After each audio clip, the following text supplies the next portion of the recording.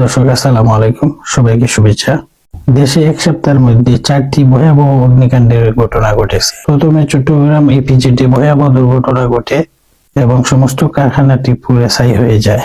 এরপর মিরপুরের রাসায়নিক কারখানায় ভয়াবহ আগুন লাগে, এটিও পুরোপুরি ধ্বংস হয়ে গেছে। গতকালকে হযরত শাহজালাল বিমানবন্দরের কার্গো ভিলেজে ভয়াবহ আগুন লেগেছে। ফায়ার ব্রিগেডের 37টি ইউনিট অক্লান্ত পরিশ্রম করে 8 ঘন্টায় আগুন নিয়ন্ত্রণে আনতে সক্ষম হয়।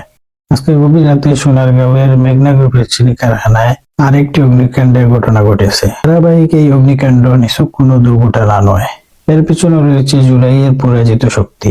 তারা অগ্নি সন্ত্রাস রূপে দেশের গুরুত্বপূর্ণ অর্থনৈতিক অবকাঠামোতে অগ্নিসংযোগ করছে বলে দেশের অনেকেই ধারণা করছেন। এইসব ঘটনার জন্য বর্তমান সরকারও কোনো অংশে কম দায়ী নয়। এই সরকার অতি ভালো সরকার, অতি সুশীল সরকার সাজতে গিয়ে প্রশাসনে কিছু রদবদল করলেও অন্য কোনো সেক্টরে তারা বড় ধরনের কোনো রদবদল আনেনি। দেশের মানুষ ধারণা করছেন এসব অগ্নিকাণ্ডে বিগত সরকারের সুবিধাভোগীরাই জড়িত থাকতে পারে। বিগত 17 বছরে দেশের গুরুত্বপূর্ণ সেক্টরে যে নিয়োগগুলো হয়েছে তারা সবাই বহাল তবিয়তে রয়ে গেছে। এভাবে ধারাবাহিক এই আগুনের ঘটনা ঘটছে। আমি অবাক হব না যদি নির্বাচনের 2 দিন আগে নির্বাচন কমিশনে আগুন লেগে সমস্ত ব্যালট পেপার পুড়ে যায়।